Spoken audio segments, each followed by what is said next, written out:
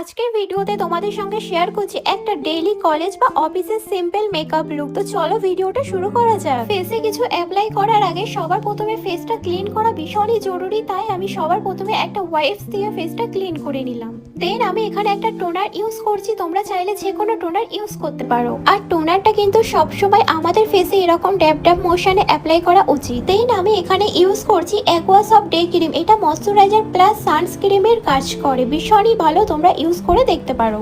তারপর আমি এখানে একটা ফেসে স্ক্যানারের স্টোভ ক্রিম ইউজ করছি, তোমরা চাইলে যে কোনো প্রাইমার ইউজ করতে পারো তোমাদের ইচ্ছা মতো। এবার আমি নিয়েছি একটা কনসিলার। আজকে কিন্তু আমি কনসিলারটা দিয়ে আমার ফুল মেকআপ বেসটা করব। আমার যেখানে যেখানে একটু আনইভেন স্কিন টোন আছে আমি সেখানে সেখানে কনসিলারটা ভালো করে অ্যাপ্লাই করে নিয়েছি।